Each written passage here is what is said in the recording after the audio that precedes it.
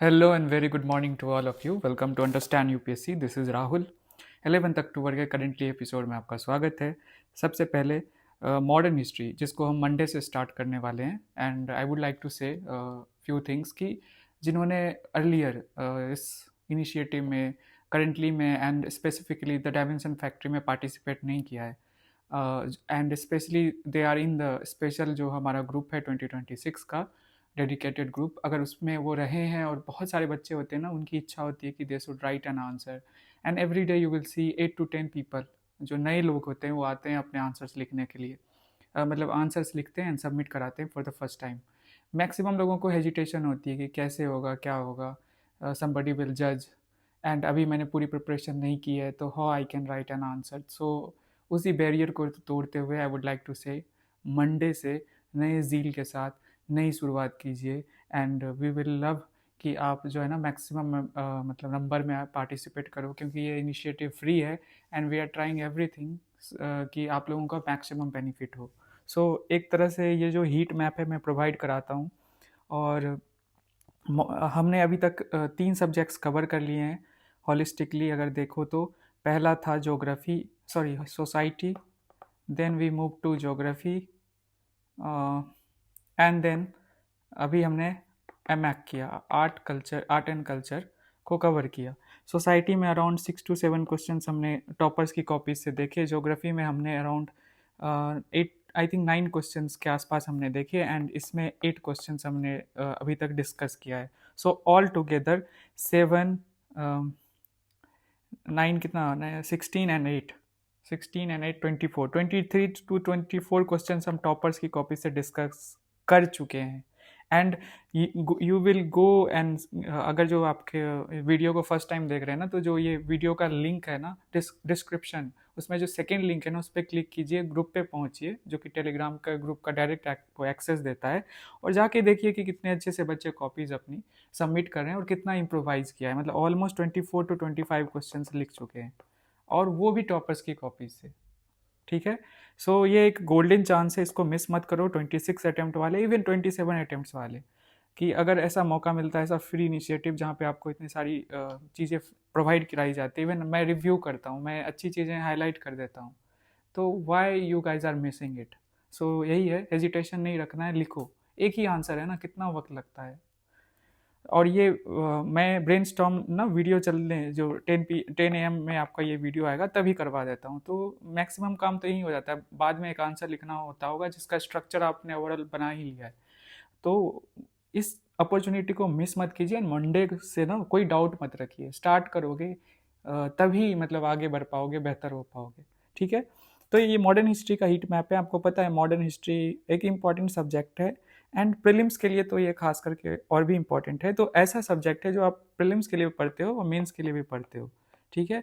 और 30 to 40 marks के question, अब डिपेंड करता है, कभी कभी 20 मार्क्स के भी आते हैं, तो एक रेंज है 20 to 40 मैं रख सकता हूँ कि इस सब्जेक्ट से मीन्स में GS1 में क्वेश्चंस आते हैं. सो एक ब्रॉडर प्लान मैं बताना चाहता हूँ. ये कैसे हम आगे बढ़ेंगे, कैसे प्रोसीड करेंगे, ये भी मैं बता देता हूँ कि अभी मॉडर्न हिस्ट्री हम ना मंडे से 5 मतलब ये पूरा वीक जो है ना मॉडर्न हिस्ट्री को दे देंगे, और नेक्स्ट वीक जो होगा उसमें हम मतलब टोटल 5 to 6 डेज हमारे पास होते हैं नेक्स्ट वीक में. तो 6 डेज हैं, तो कुछ दिन हम वर्ल्ड हिस्ट्री को दे देंगे और कुछ दिन हम पोस्ट इंडिपेंडेंस को देंगे. मतलब कि 25 अक्टूबर तक हम GS1 कंप्लीट कर लेंगे. और जिनका छूट गया है, जो जिनका बैकलॉग है, वो पहले तो करंट करो. ठीक है. करंट को मिस नहीं करना है, क्योंकि साथ साथ करने से एक मोटिवेशन मिलती है. आप इतने सारे बच्चे आंसर्स लिखते हैं, तो वाई यू विल मतलब आप अगर बैकलॉग से स्टार्ट करोगे और करंट को ही मिस कर दोगे तो करंट को ही बैकलॉग बना लोगे. एक सेकेंडली आप साथ साथ में वो वीडियोस को भी देख सकते हो. मैंने कई बार बोला है कि 20 अगस्त से मैंने स्टार्ट किया ये इनिशिएटिव. ठीक है. तो वहाँ से आप ये देख सकते हो, तो वो भी धीरे धीरे कंप्लीट कर लेना. बट अभी करंट पे फोकस करते हैं. तो आई वाज सेइंग कि 25 अक्टूबर तक, and then I have to ask a question to all of you कि कब से मतलब कि हम जो 25 के बाद जब शुरू करेंगे ना GS2 शुरू करना है या GS4 करना है, प्लीज़ इसको कमेंट सेक्शन में बताइए बिना हेजिटेशन के। You guys should say this कि हमें हमें क्या करना चाहिए। पहले GS2 जिसमें पॉलिटी आता है, सोशल जस्टिस आता है, गवर्नेंस आता है, इंटरनेशनल रिलेशन आता है, वो करना है हमें, या हमें GS4 करना है, then we will move to GS2। दोनों सब्जेक्ट्स को अगर मानो तो वैसे पॉलिटी की वजह से इसमें थोड़ा ज़्यादा वेटेज समय देना पड़ेगा, तो 22 से 25 डेज में दूंगा GS2 को, GS4 को अराउंड 20 डेज दूंगा, एंड देन GS3 को उसमें भी 20 से 25 डेज लगेंगे। मतलब मैं कोशिश करूंगा 1 जनवरी तक, मतलब 31 दिसंबर तक इसको कंप्लीट कर दूं, सो दैट पूरा GS का सारा सब्जेक्ट्स आपका कवर हो जाए एक, ठीक है। एंड एक प्रॉपर प्लान के हिसाब से चलेगा, ऐसा नहीं है कि बस कराते जा रहे हैं। GS1 करा रहे हैं, वो भी ऑलमोस्ट अब कंप्लीट होने वाला है, मॉडर्न हिस्ट्री और ये post and independence world history बचा है, आपको पता है। फिर हम GS2 करेंगे, तो पीछे जो रह गया रहने दीजिए, जो अब आगे अच्छा कर सकते हैं उसको क्यों रहने, मतलब कि ऐसे अपॉर्चुनिटी को क्यों छोड़ना। देखते हो ना, डेली 70-80 कॉपीज डेली सबमिट होते हैं। डू यू थिंक कि ये नॉर्मल है? बच्चे रोज मतलब ऐसे एफर्ट लगा रहे हैं, तो इस चीज़ का, इस काइंड ऑफ मूवमेंट है, इसका पार्ट बनिए। ओके, सो यही है मॉडर्न हिस्ट्री में। मैं ये सिलेबस अगर देखो यूपीएससी मेंस की, आपको पता है मॉडर्न हिस्ट्री में Indian history from middle of the 18th century, ठीक है, उसके बाद से India until the present significant जो इवेंट्स हुए हैं, एक पर्सनैलिटीज, सेकेंड एंड इशूज, ये 3 चीज़ों पे फोकस करना है, ठीक है। एंड देन द सेकेंड जो सिलेबस का कह सकते हो पॉइंट है, वो है freedom struggle, its various stages, ठीक है। स्टेजेस जैसे गांधीयन स्टेजेस या मॉडर्न कह लो, इस तरीके से हम क्रोनोलॉजिकली आगे बढ़ सकते हैं, ठीक है। 1857 and important contributors and contributions from different parts of the country, ठीक है। इस तरीके से हमें सिलेबस दिया यूपीएससी मेंस में। अब हम देखते हैं जो मैंने किया, या मैंने मेरे एक छोटे से बच्चे ने हेल्प करा, उसके हेल्प से मैंने इसे बनाया है। सो मेनली 4 थीम्स में इसको रखा है, एंड देख सकते हो freedom struggle, issues, event and personalities, ठीक है। अब इसी के बेसिस पे ये क्वेश्चन है 2014 से लेके 2024 तक। इसमें एक एडिशन होगा 25 वाला, ठीक है। बाकी आप इसको उस थीम के अकॉर्डिंग, जैसे पिंक है ना तो फ्रीडम स्ट्रगल से रिलेटेड है, ठीक है। ये स्काई ब्लू है तो इशूज, येलो जो है वो इवेंट के अकॉर्डिंग है, जो इवेंट्स हुए हैं इंपॉर्टेंट, एंड पर्सनालिटीज के लिए एक कलर है, इस कलर का नाम मुझे नहीं पता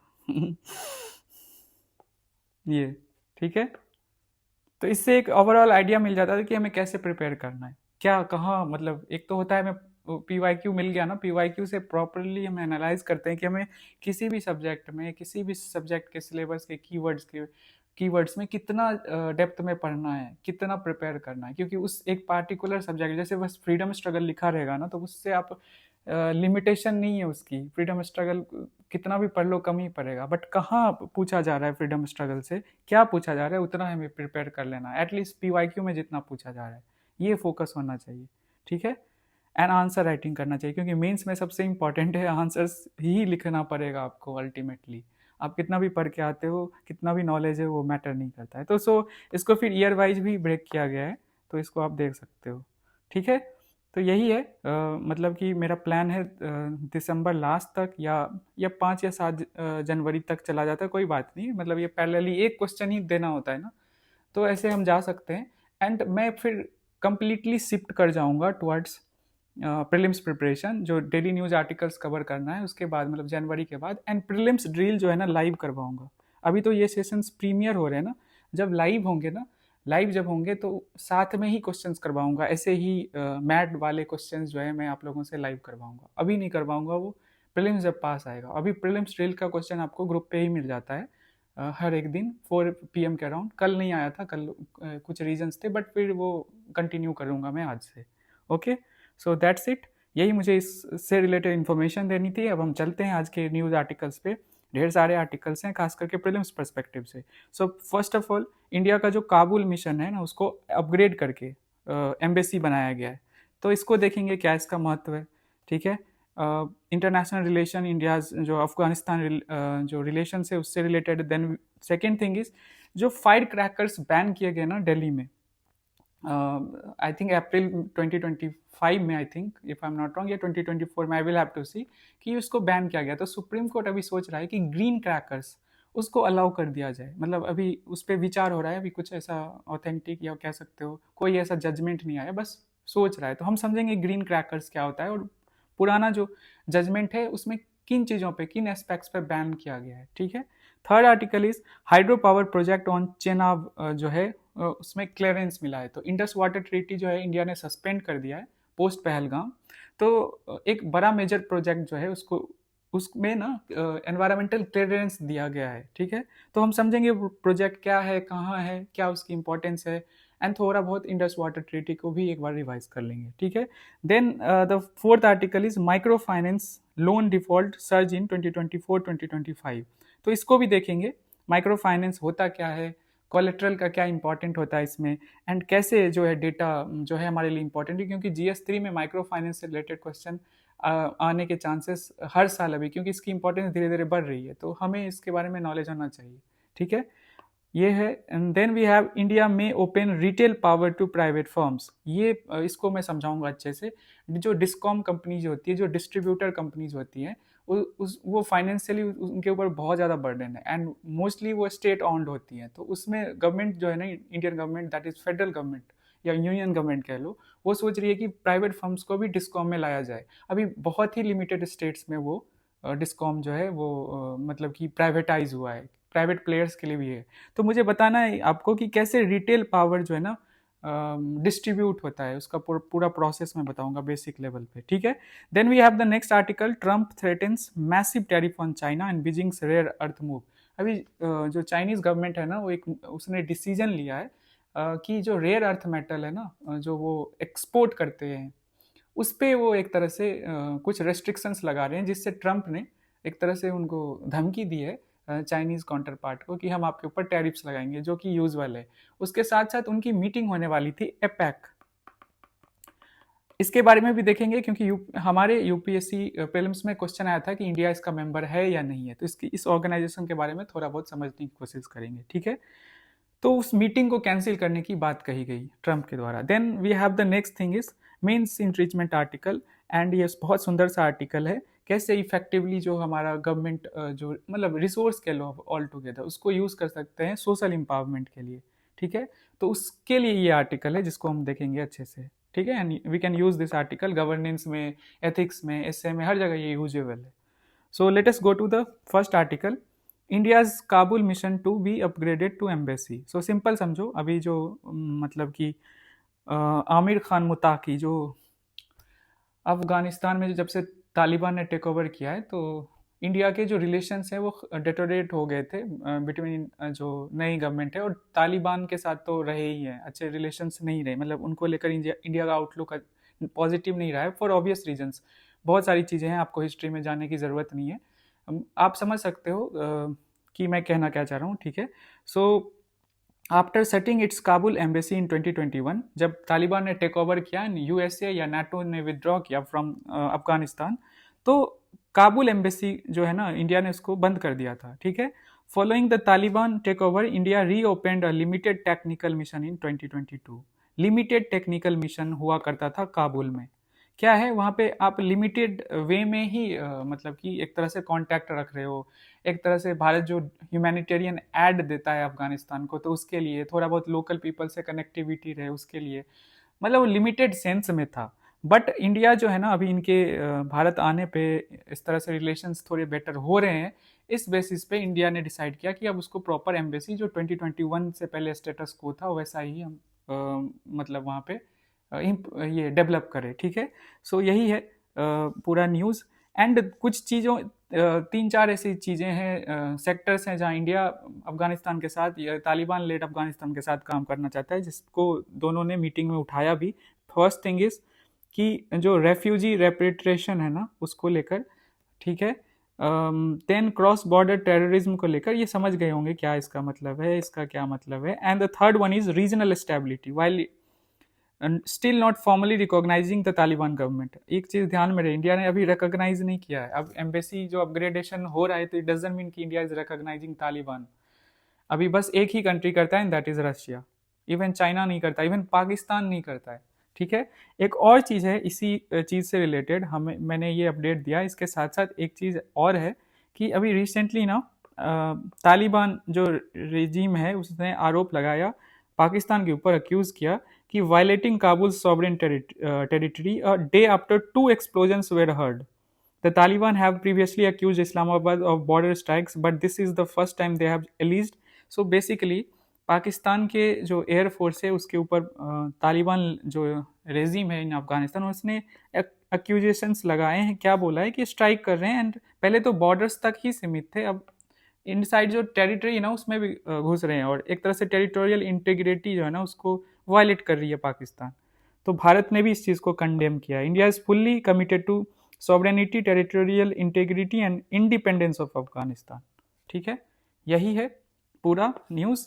इसमें बस एक अपडेट था, हम पहले भी इससे डिस्कस कर चुके थे, जो ये पूरी मीटिंग हुई थी, एज अ मेंबर उनको बुलाया गया, ये सारी चीज़ें बेसिक चीज़ें हम कर चुके हैं, तो ज़्यादा डेप्थ में नहीं जाना है, बट अब अपडेशन था मुझे देना था, ये मैंने दे दिया। और समझ में आ गया होगा एम्बेसी एंड टेक्निकल मिशन के बीच में डिफरेंस, कि एम्बेसी ना मतलब कि ज़्यादा कॉम्प्रिहेंसिव है, ज़्यादा वहाँ पे कवरेज है, हमारे डिप्लोमेट्स वहाँ जा सकते हैं ज़्यादा नंबर में, एंड कनेक्शन जो है ना पॉलिटिकली, पीपल टू पीपल, हर तरीके से कनेक्शन जो है वो बेटर होता है। But again I will say कि आप लोग ध्यान रखना कि तालिबान को हम रिकॉग्नाइज नहीं किया है हमने एज अ, जो मतलब कि पॉलिटिकल एडमिनिस्ट्रेशन जो देखता है अफगानिस्तान, मतलब तालिबान लेड रेजिम को अभी हमने रिकॉग्नाइज नहीं किया इन अफगानिस्तान। ठीक है, सेकेंड आर्टिकल है क्रैकर बैन, दिवाली आ रही है, एंड ये न्यूज़ होता ही है दिल्ली में हर साल, इस साल भी है। तो न्यूज़ में क्यों है, हम देखते हैं कि supreme court indicated that it may revisit it's April 3 order that imposed a year long ban on the manufacture. देखो, इसी साल के 3 अप्रैल को सुप्रीम कोर्ट ने जजमेंट दिया था कि दिल्ली एनसीआर में इनफैक्ट बैन किया जाएगा 1 साल के लिए किन चीज़ों पे, जो फायर क्रैकर्स हैं, मैन्युफैक्चर पे, स्टोरेज पे, सेल पे एंड यूज़ ऑफ, मतलब ये 4 चीज़ें हैं जिसमें आपके ऊपर कंप्लीट बैन है, ध्यान रहे। ओके, सो अब जो है ना सुप्रीम कोर्ट रिकंसिडर कर रहा है इस, the court is considering allowing the sale and use of green crackers on a trial basis during Deepavali if they are certified by competent authorities। ठीक है, ऐसा सोच रही है कि ग्रीन क्रैकर्स को हम अलाउ करते हैं अगर वो ग्रीन क्रैकर्स जो है ना सर्टिफाइड है कॉम्पिटेंट अथॉरिटीज के द्वारा। ठीक है, so let us see green crackers होता क्या है। Green crackers are environment friendly fire crackers. होता है कैसे एनवायरमेंट फ्रेंडली, तो दैट प्रोड्यूसेस लेस एमिशंस। जो रेगुलर आपके पास फायर क्रैकर्स होते हैं ना, पटाखे होते हैं, वो ज़्यादा एमिशन करते हैं as compare to green fire crackers. तो देख लो 30 to 40% लोअर पार्टिकुलेट मैटर ये रिलीज करते हैं ब्लास्ट होने के बाद, एंड SO2 एंड NO2। ठीक है, ये बेसिक चीज़ें हैं, और इसको डेवलप करती है CSIR and NEERI, national environmental and engineering research institute. CSIR के बारे में तो आप जानते ही होंगे। And also one more thing कि ग्रीन क्रैकर्स में they do not use banned chemicals like lithium, arsenic and lead. ठीक है, ये भी चीज़ें, एक तो एमिशन कम हुआ, दूसरा ये जो मतलब कि ऐसे केमिकल्स हैं, ठीक है, हैवी मेटल्स कह सकते हो, ये रिलीज नहीं करता है। सो इस वजह से इसकी इफेक्टिवनेस, या कह लो एनवायरनमेंट के लिए फ्रेंडली है, एनवायरनमेंट फ्रेंडली है। नाउ कौन अप्रूव करता है, अभी जैसे सर्टिफाइड कॉम्पिटेंट अथॉरिटीज की बात कही ना सुप्रीम कोर्ट ने, तो let us see must be certified by CSIR NEERI, हम देख चुके हैं। एंड दूसरा भी एक ऑर्गेनाइजेशन है, बहुत इंपॉर्टेंट है प्रीलिम्स पर्सपेक्टिव से, PESO, that is petroleum and explosive safety organisation. You all know that इससे ट्वाइस प्रीलिम्स में क्वेश्चन आया, इवन 2025 में आया है। तो इससे आज जो प्रीलिम्स ड्रिल होगा ना उसका क्वेश्चन गारंटीड है आने वाला है। थोड़ा सा इसका बेसिक देख लेना, क्या है इसका, क्या रोल है, क्योंकि UPSC प्रीलिम्स में ये फेवरेट है। Okay, only those meetings prescribed safety and emission standards can be manufactured and sold। ठीक है, बेसिक है, आपको समझ आ गया होगा। Let us go to the third article, and that is hydro power project on Chenab gets clearance. देखते हैं क्या है ये। So the Environment Ministry's expert appraisal committee has granted a fresh environmental clearance to Sawalkote hydro electric project. ये कहाँ है, रामबन जो है जम्मू एंड कश्मीर में है, एंड रिवर कौन सी है, चेनाब। ये सबसे इंपॉर्टेंट होता है, ये प्रीलिम्स फैक्ट्स हैं या स्टेट PCS फैक्ट हैं। सवालकोटे हाइड्रो इलेक्ट्रिक प्रोजेक्ट ठीक है, चिनाब रिवर जम्मू एंड कश्मीर में। This is the first major hydro project on the Indus rivers to get clearance after India suspended Indus water treaty with Pakistan in April 2020। I think यहाँ 2025 होगा। Okay, थोड़ा सा error है, इसको मैं ठीक कर देता हूँ। Post of the Pahalgam terror attack, ठीक है। और जो प्रोजेक्ट है ना, मतलब मेजर प्रोजेक्ट है, ठीक है, इसकी कैपेसिटी भी ज़्यादा है। Installed capacity is 1856 megawatt, generating about 800 million units of electricity annually, ठीक है। सो इतना इसमें नहीं जाना है, हमें बस समझना है कि सवाल कोटे इलेक्ट्रिक जो हाइड्रो इलेक्ट्रिक प्रोजेक्ट है कहाँ है, किस रिवर पे है। थोड़ा सा रिवाइज कर लेते हैं, इंडस वाटर ट्रीटी क्या है। ये भी यूपीएससी प्रीलिम्स का फेवरेट टॉपिक रहा है, एंड इंडस रिवर के ट्रिब्यूटरीज भी यूपीएससी के फेवरेट टॉपिक्स में से रहे हैं। So signed 1960 between India and Pakistan, and इसमें भागीदार था वर्ल्ड बैंक। मुझे अच्छे से याद है, ये प्रीलिम्स का क्वेश्चन है प्रीवियस ईयर का। एंड पर्पस यही है, to manage and share the waters of the Indus river system. Okay, allocation कैसे है, तो इंडिया जो है ना, ईस्टर्न रिवर्स जो कि रावी, ब्यास एंड सतलज, उसको यूज करेगा, उसके वाटर को यूज करेगा। एंड पाकिस्तान जो है वेस्टर्न रिवर्स, जो कि इंडस, झेलम एंड चिनाब, जिस पे अभी ये बन रहा है, ठीक है। एंड इसी में एक कंडीशन है कि India can use them for non consumptive processes like hydro power. तो इंडिया जो है ना, फॉलो कर रहा है इंडस वाटर ट्रीटी को, ऐसा नहीं है कि फॉलो नहीं कर रहा है। उस इंडस वाटर ट्रीटी में ही कि चेनाब पे हम नॉन कंजम्पटिव पर्पस के लिए जो है ना हाइड्रो पावर जो है वो उसको बना सकते हैं। तो ये है। एंड बट एक चीज़ है कि जब से पहलगाम टेरर अटैक के बाद इंडिया ने इसको मतलब बैन, मतलब कह सकते हो इंडिया हैज़ सस्पेंड किया है अपने साइड से इस ट्रीटी को। तो तब से ना इस प्रोसेस पे बहुत मतलब इस हाइड्रो इलेक्ट्रिक कह सकते हो पावर प्रोजेक्ट पे बहुत जल्दी से काम शुरू हुआ है, ठीक है, क्लियरेंस वगैरह। एंड रिसेंट कंटेक्स्ट में देखो तो India suspended participation after cross border terrorism and it's now accelerating hydro power development on western rivers with in treaty limits. Treaty limits को फॉलो किया जा रहा है, दिखाया ना, चेनाब पे हम बना सकते हैं। सिग्निफिकेंस क्या है कि rare example of water sharing cooperation despite political tensions. Okay, so this is what the third article was. Now come to the fourth article, that is microfinance loan default surge in 2024-2025। ऐसा कहा है साधारण data, ठीक है। तो एक body है उसने ऐसा बोला है, हम देखते हैं कि वो रिलीज करते हैं Bharat micro finance report by Sadhan. Sadhan है, आई थिंक साधन नहीं, साधन है। Okay, so let us see news में क्यों है। As per Sadhan Bharat micro finance report, loan defaults in the micro finance sector have risen sharply. Loans overdue by more than 30 days, मतलब 30 दिन से ज़्यादा जो लोन का आपका पीरियड है, आपको पे करना है, वो जंप करता है अगर कंपेयर किया जाए 2023-2024 से 2024-2025 तक, मतलब नेक्स्ट फिजिकल ईयर में। तो वो 2.1% से उभर के 6.2% हो गया है।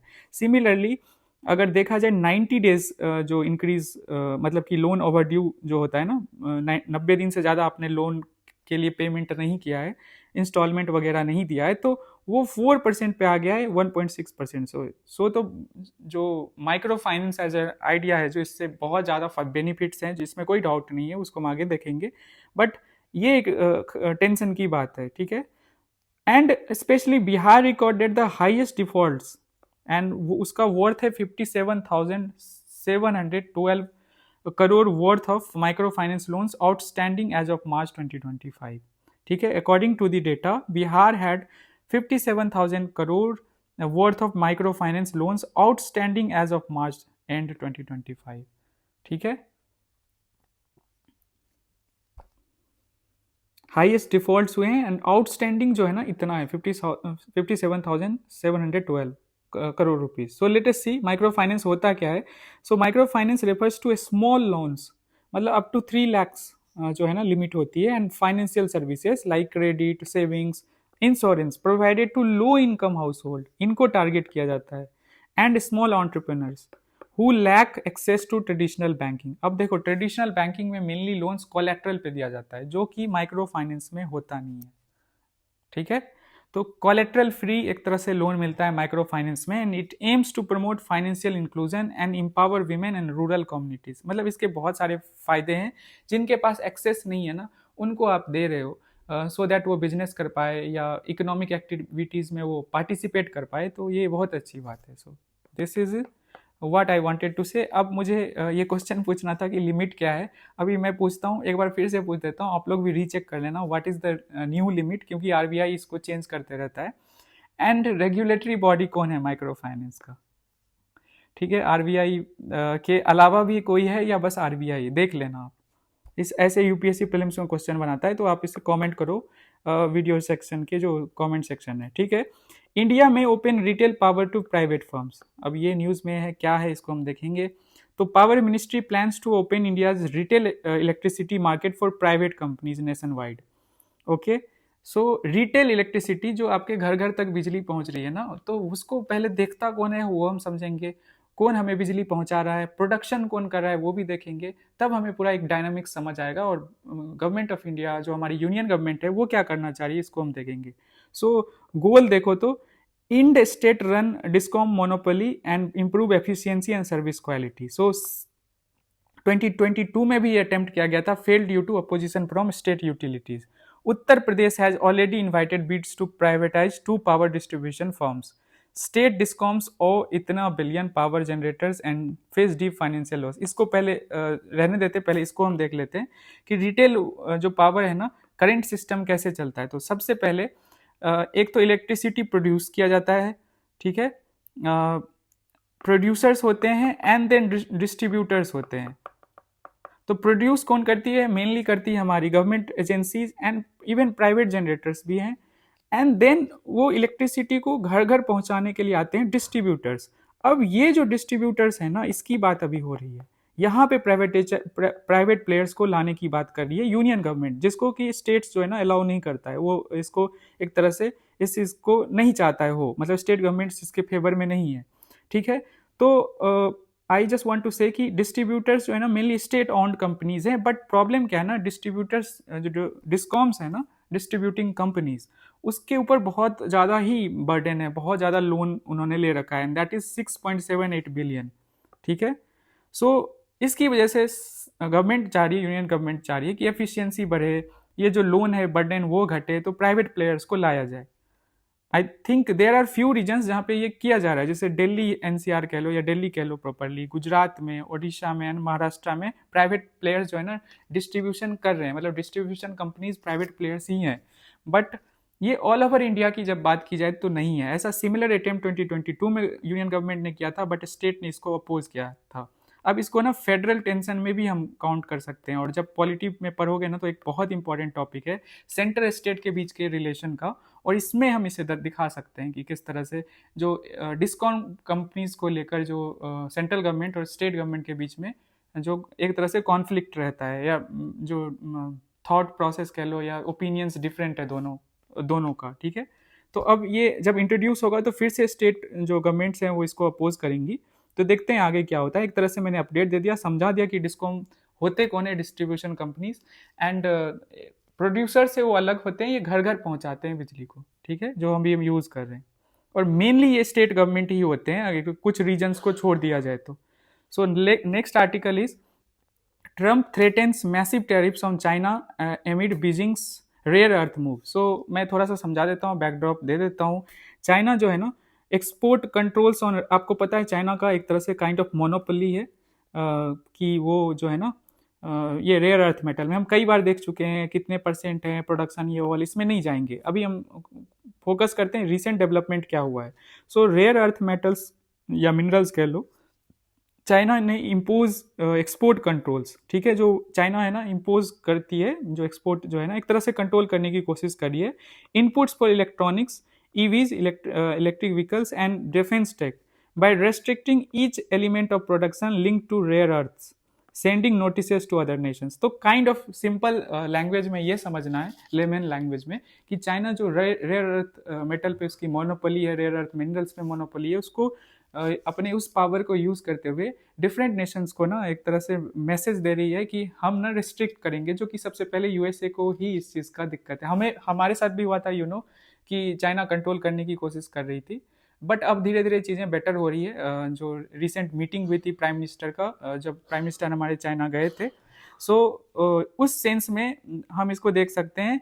एंड देन ट्रंप ने तुरंत इसको रिस्पॉन्स करा, उन्होंने Trump called China's move hostile in trade behaviour. And Trump ना एक प्लान कर रहे थे कि जो एपेक है, ठीक है, यहाँ पे वो मीट करेंगे चाइनीज प्रेसिडेंट से। अभी जब से वो इलेक्ट हुए ना, चाइनीज प्रेसिडेंट से उनकी मुलाकात नहीं हुई है। तो जब वो मिलेंगे ना फर्स्ट टाइम, तो चाइना और जो रिलेशन है बिटवीन चाइना एंड यूएसए उसको बेटर करेंगे, और अच्छे मतलब रिश्ते करने के लिए। तो मैं ये कह रहा था कि 21 पैसिफिक एपेक पे हम आते, तो एक तरह से उन्होंने वही टैरिफ्स की धमकी दी है कि जो क्यों आप कंट्रोल कर रहे हो चाइना को, वो बोल रहे हैं। एंड जो मीटिंग होने वाली वो नहीं होगी अब, क्योंकि अब कोई फायदा नहीं है इस तरीके से, क्योंकि चाइना जो है ना अपनी मोनोपोली शो कर रहा है। नाउ एपेक जो है ना, उसके बारे में देख लेते हैं कि 1989 में एपेक फॉर्म होता है and has 21 specific economies. India not a member, aiming to promote free trade and regional economic cooperation through consensus based dialogue. Simple से समझो कि एपेक 21 नेशन जो पैसिफिक नेशंस है ना, इंडो पैसिफिक में जो कंट्रीज है, उनकी एक ग्रुपिंग है, इनफॉर्मल है I think, I am not, if I am not wrong, एक बार चेक कर लीजिएगा, हेडक्वार्टर्स वगैरह भी हैं इसके। Aiming to promote free trade and regional economic cooperation through consensus based dialogue, ठीक है। और इसमें यूएस एंड चाइना भी मेंबर्स हैं, इंडिया नहीं है, ये ध्यान में रखना है। और क्वेश्चन आ चुका है इस पे यूपीएससी प्रीलिम्स में। ओके, सो यही है ये पूरा article, Asia Pacific economic cooperation. थोड़ा इसका देख लीजिएगा, बेसिक समझ तो आ ही गया होगा मैंने जो बताया। And then we have a beautiful article and that is mains enrichment article. इसमें क्या है ना, एमसीडी ने अप्रूव किया है, जो दिल्ली की जो म्यूनिसिपल कॉरपोरेशन है उसने अप्रूव किया है कि a plan to open its school premises for vocational training and skill development programs after regular school hours। मैं इसको थोड़ा समझा देता हूँ कि एमसीडी के अंदर टोटल दिल्ली में 1514 स्कूल्स हैं। ओके, सो अब इस स्कूल्स में ना टाइमिंग, जो मोस्ट ऑफ द स्कूल्स की टाइमिंग क्या होती है, वो 3 से 8 PM के बीच में, ये मतलब एक तरह से खाली ही होते हैं, कोई यूज़ नहीं होती है। तो जो एमसीडी है ना, वो ये चाह रही है कि इस प्लेस को ना यूज़ किया जाए, इस जो स्पेयर टाइम मिलता है 3 to 8 PM के बीच में वोकेशनल ट्रेनिंग जो है एक तरह से दी जाए, ठीक है। Vocational training and skill development in places को यूज़ करते हुए दी जाए, ठीक है। सो यही है। तो इसको हम एज एन एग्जाम्पल यूज़ कर सकते हैं कि low cost governance innovation using existing resources for social empowerment. अब देखो, सोशल एम्पावरमेंट तो हुआ ना, विमेन एम्पावरमेंट भी होगा, एक तरफ आप स्किल डेवलपमेंट कर रहे हो, वोकेशनल ट्रेनिंग दे रहे हो, मतलब हर एस्पेक्ट से आप इसको सोच सकते हो। तो ये बहुत अच्छा एग्जाम्पल है जिसको हम यूज़ कर सकते हैं, ठीक है। So that's it for today. मिलते हैं मंडे को एक नई शुरुआत करेंगे। प्रीलिम्स ड्रिल का क्वेश्चन आज से आपको कंटिन्यू हो जाएगा, हीट मैप्स भी मैं आपको अवेलेबल करा दूंगा। एंड जिन लोगों ने स्टार्ट नहीं किया है, मेंस की प्रिपरेशन जो है ना इंपॉर्टेंट है प्रीलिम्स के लिए, तो मैं करवा ही रहा हूँ साथ साथ। एंड मेंस भी होगा, तो मतलब मेंस का भी अभी समय है। आप अगर 2026 अटेम्प्ट देना चाहते हो, 2027 अटेम्प्ट देना चाहते हो, तो ये एक सुनहरा मौका है, इसको मिस मत करो, ठीक है। अपनी तरफ से मैं या हमारी अंडरस्टैंड यूपीएससी पूरा एफर्ट लगाती है जिससे आपको फ़ायदा मिले। एंड मतलब कि ऐसा इनिशिएटिव मुझे नहीं लगता कोई होगा जहाँ पे आपको करंट अफेयर्स भी करवाया जा रहा है, टॉपर्स कॉपी से आंसर राइटिंग भी करवा रहा हूँ, ब्रेनस्टॉर्मिंग करवा रहा हूँ, एंड इवन कॉपी जो है सबमिट करने का भी ग्रुप हमारे पास है, एंड वो मैं इवैल्यूएट भी करता हूँ, ठीक है। तो एंड प्रीलिम्स ड्रिल भी है, वो तो आपको पता ही है। सो ऑल टुगेदर हम ट्राई कर रहे हैं कि मैक्सिमम बेनिफिट मिले। एंड वन मोर थिंग, जिनका कल यूपी पीसीएस का प्रीलिम्स है उनको ऑल द बेस्ट, ठीक है। बाय, टेक केयर, मिलते हैं मंडे को एंड 10 AM में मिलेंगे। 10 AM में आपको जो है डेली वीडियोस मिलते रहेंगे आप, और आपसे यही अनुरोध करूंगा, रिक्वेस्ट करूंगा कि 10 AM में ही आप उसको क्योंकि लाइव ही सेशन का एक मज़ा है, जब प्रीमियर होती है तो उसका एक अलग मज़ा होता है, तो इसको हम मिस नहीं कर सकते। और एक और चीज़ है, प्रीलिम्स को लेके मैं अश्योर करना चाहूँगा कि प्रीलिम्स ड्रिल जो है ना, उसको मैं मतलब जब लाइव आना स्टार्ट करूँगा तो 10 जो है क्वेश्चन डेली करवाऊँगा प्रीलिम्स ड्रिल के, वो PYQs से भी होंगे and that will be from your daily current affairs से भी होंगे, और वही टेक्निकल क्वेश्चन होंगे, कॉन्सेप्चुअल क्वेश्चन होंगे, जो कि इतना आसान नहीं होगा कि आप सॉल्व कर लोगे। आपको अगर जीरो भी उसमें आता है तो इट्स ऑल राइट, क्योंकि मैं जानबूझ के इसको मुश्किल बनाता हूँ, फैक्चुअल बनाता हूँ, कॉन्सेप्चुअल बनाता हूँ, ताकि आपको आपके माइंड में डाउट हो। और एक और रीज़न होता है कि मैं 2 ही ऑप्शंस देता हूँ, ट्रू फॉल्स करके या डेटा वाला दो ही ऑप्शन मेनली देता हूँ। उसका रीज़न है कि मैक्सिमम बच्चे जब किसी एमसीक्यू को सॉल्व करते हैं ना, तो वो दो ऑप्शन से एलिमिनेट कर लेते हैं, पर दो में उनको डाउट होता है। तो वहाँ पे एक डिसीजन मेकिंग एबिलिटी डेवलप हो, जब आपके पास दो ऑप्शन ऑलरेडी आपने एलिमिनेट कर दिया है, तब आपके अंदर वो एबिलिटी डेवलप कराने की मैं कोशिश कर रहा हूँ। ठीक है, सो थैंक यू, मिलते हैं हम मंडे को। Bye, take care.